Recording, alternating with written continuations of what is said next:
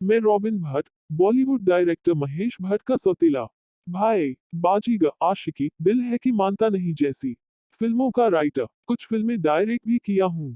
पला बड़ा मुंबई में, पापा कभी कभार घर आते, देर रात आते, तो अलसुबह निकल जाते। मैं सोचता था आखिर पापा कौन सा ऐसा काम करते हैं जो घर पर नहीं रहते। 10 साल का हुआ तो पता चला मेरी दो माँ हैं, यानी पापा ने दो शादियां की हैं, इसलिए वे घर पर कम रहते हैं। अब अपनी कहानी पर लौटता हूँ। मेरा जन्म 10 मार्च 1946 को हुआ। माँ पापा की शादी कब हुई थी नहीं पता।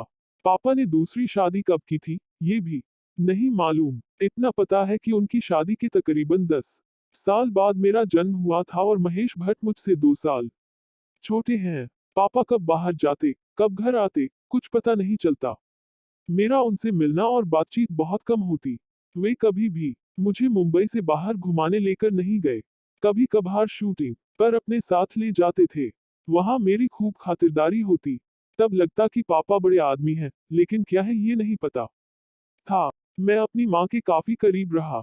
सच कहूँ तो मेरे लिए माँ ही पापा भी थी। उनकी वजह से ही मैंने पापा को कभी मिस नहीं किया और न ही कभी मुझे जरूरत महसूस हुई।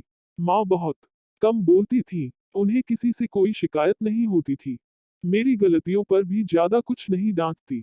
दूसरी माँ शिरीन मोहम्मद से मेरी पहली मुलाकात उनके घर पर हुई। वह दादर में रहती थी। एक रोज पापा के पीछे पीछे मैं सीढ़ी चढ़कर उनके घर चला गया। तभी अंदर से आवाज आई कि कौन आया है। नौकर ने जवाब दिया रॉबिन बाबा आए हैं। उधर से आवाज आई कि उन्हें अंदर भेजो। मैं उनके बेडरूम में गया। वे वहां लेटी हुई थी, बहुत सुरीला बोलती थी। उन्होंने मुझसे कहा कि अरे यह शर्ट क्यों पहना है, यह तुम्हारे लिए छोटा है। मैंने जवाब दिया कि माँ ने पहना दिया। इस पर कहने लगी कि मैं उनसे बात करूंगी कि तुम्हें नया शर्ट दिलवा दें। उन्होंने वह बात जिस अपनेपन से कही, वो मुझे बहुत अच्छी लगी। जैसे जैसे मैं बड़ा होता गया, मेरे मन में सवाल उठने लगा कि आखिर पापा ने ऐसा क्यों किया। उन्होंने एक पत्नी के रहते दूसरी शादी क्यों की। कई बार यह सवाल माँ से पूछने की कोशिश भी की, लेकिन उनकी आंखें देखकर रुक जाता था। शायद वो यह कहना चाहती थी कि यह सवाल पूछने की तुम्हें इजाजत नहीं है। जब माँ ने कभी नहीं बताया, तो मैंने भी उनसे कभी नहीं पूछा। मैं खुद से ही सवाल करता था, खुद पर गुस्सा भी करता था और फिर मन मारकर चुप भी रह जाता था। मैं सोचता था कि जब माँ को तकलीफ नहीं तो मैं क्या कर सकता हूँ। दूसरी बात, वो अपनी खामोशी और आंखों के इशारे से यह भी जताने की कोशिश करती कि इस रिश्ते को मैं निभा रही तो तुम्हें भी निभाना है। माँ मुझ पर कभी प्यार नहीं दिखाती थी। बहुत खुश होने पर बस मुस्कुरा देती। शब्दों से तो उन्होंने कभी गुस्सा जाहिर नहीं किया, लेकिन उनके अंदर एक तूफान चलता था। बहुत सारे सवाल होते होंगे, लेकिन वह शांत रहती थी, क्योंकि वह जानती थी कि कुछ नहीं हो सकता है, मुझे इसे निभाना ही है। कई बार मैं बीमार हो जाता या घर में कोई और बीमार हो जाता, तो माँ ही डॉक्टर के पास ले जाती थी। मेरे स्कूल का सारा हिसाब किताब भी माँ को पता रहता था। जाती कुछ आमतौर पर माँ की स्थिति में कोई भी औरत कमजोर हो और कदम उठा लेती, लेकिन वह एक मजबूत महिला थी। उन्होंने कभी भी मुझे दूसरी माँ के पास जाने से नहीं रोका। जब कभी मेरी माँ बीमार हो जाती, तो महेश भट्ट भी उनसे मिलने हमारे घर आते। मेरी माँ भी उन्हें उतना ही प्यार करती थी। खासकर मेरी माँ को पूजा भट्ट से बहुत लगाव था। वह उसकी बहुत चिंता भी करती थी। यही नहीं, मेरी माँ और मेरी सौतेली माँ हर दिन एक दूसरे से बात भी करती थी। हम बच्चों के बीच भी एक खामोशी की जुबान थी कि हमें साथ रहना है। इसके पीछे मेरे पिता की भूमिका नहीं, बल्कि दोनों माँओं की भूमिका थी। हम सौतेले भाई बहन अगर आज भी एक हैं, तो उसमें मेरी माँ और महेश की माँ की भूमिका है। माँ का कहना था कि अच्छे से पढ़ो लिखो और कोई बढ़िया नौकरी करो। वे नहीं चाहती थी कि पापा की तरह मैं भी फिल्मों में जाऊं। 1968 में मेरा ग्रेजुएशन पूरा हो गया। तब पापा की आर्थिक स्थिति खराब थी। कई गाड़ियां बिक गई थी। मुझे पैसों की सख्त जरूरत थी। मैंने एक कंपनी में 1600 रुपये महीने की सेल्समैन की नौकरी शुरू की। औरंगाबाद में दवाएं और नैपकिन बेचता था। 1 साल बाद वापस मुंबई लौट आया। इसके पीछे वजह थी एक लड़की के साथ अफेयर और चुपके से शादी। माँ ने पूछा क्या हुआ है, मैंने कहा कि कुछ नहीं, नौकरी छोड़ दी है, यहाँ दूसरी नौकरी करूंगा। मैं नौकरी की तलाश करने लगा। उस वक्त एक दोस्त अमेरिका से भारत आया था। वह कहने लगा कि रॉबिन तुम फिल्म लाइन में जाओ, तुम्हारा पूरा परिवार इस लाइन में है। मैंने कहा कि शुरुआत में मुझे पैसे नहीं मिलेंगे और मुझे पैसे चाहिए हैं, क्योंकि मैं शादी कर चुका हूँ। उसने कहा कि वह मुझे हर महीने 1000 रुपए देगा। मैं राजी हो गया। हालांकि मुझे दोस्त से कभी पैसे लेने की जरूरत नहीं पड़ी। शुरुआत में बतौर असिस्टेंट डायरेक्टर का काम मिला। फिर बॉलीवुड डायरेक्टर नरेंद्र बेदी के साथ काम करने लगा। वहां मुझे काफी कुछ सीखने को मिला। एडिटिंग से लेकर डायरेक्शन का काम सीखा। इंसान, ताकत, सनम तेरी कसम जैसी फिल्में बनाई। सब कुछ अच्छा चल रहा था।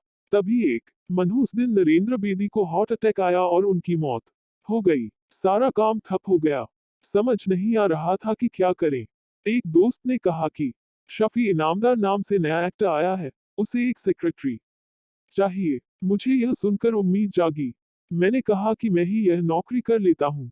उसने बोला कि अरे तू तो डायरेक्टर है यार, क्या करेगा यह सब करके। मैंने कहा कि डायरेक्टर को भी पैसों की जरूरत होती है। मैं इनामदार का सेक्रेटरी हो गया। इसी बीच एक दिन मुझे महेश भट्ट का फोन आया कि मिलने आओ। मैं मिलने गया तो वे कहने लगे कि हम लोग अपना काम शुरू कर रहे हैं, तुम हमारे साथ आ जाओ।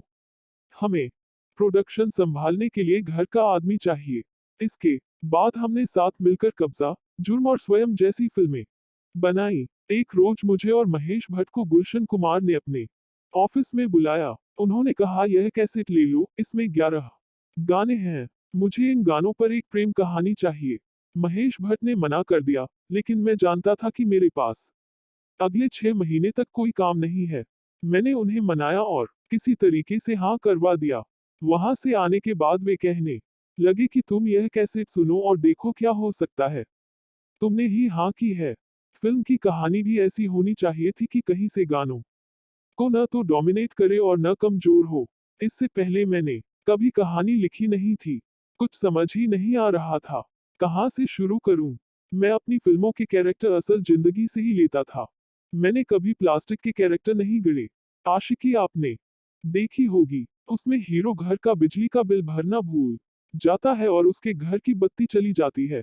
मेरी भी कहानी वही थी। माँ जब भी बिजली का बिल भरने के लिए पैसे देती, तो मैं बिल भरना तो नहीं भूलता था, लेकिन वो पैसे खर्च कर देता था। माँ मुझसे पूछती कि क्या हुआ, बिल क्यों नहीं भरा। मैं बता देता था कि इसमें से 12 रुपए खर्च हो गए हैं। चाहे कुछ भी हो, मैं माँ से झूठ नहीं बोल सकता था, क्योंकि उन्हें झूठ से चिढ़ थी। वो मुझसे कहती थी, देखो मुझसे कभी झूठ मत बोलना। इसी बीच शाहरुख खान से मेरी मुलाकात हुई। शाहरुख को कहानी सुनाई तो उन्होंने हाँ कर दी। इसके बाद बाजीगर बनी और सारे रिकॉर्ड टूट गए। उसे फिल्म फेयर अवार्ड मिला। मैं थोड़ा संवेदनशील हूँ, चीजें जल्दी चुप जाती हैं। जब बाजीगर को फिल्म फेयर अवार्ड मिला, तो अवार्ड लेने स्टेज पर गया, लेकिन मुझे एक शब्द नहीं बोलने दिया गया। मेरे हाथ से माइक छीन लिया गया। मुझे उस अवार्ड की कोई खुशी नहीं हुई, क्योंकि मुझसे मेरी खुशी छीन ली गई। इसके बाद मैंने तय किया कि हम ऐसे अवार्ड शुरू करेंगे, जिसे फिल्म राइटर को देंगे। वह अवार्ड बांटेंगे भी, लेंगे भी और बोलेंगे भी। इसी क्रम में स्क्रीन राइटर एसोसिएशन ने अपना अवार्ड प्रोग्राम शुरू किया।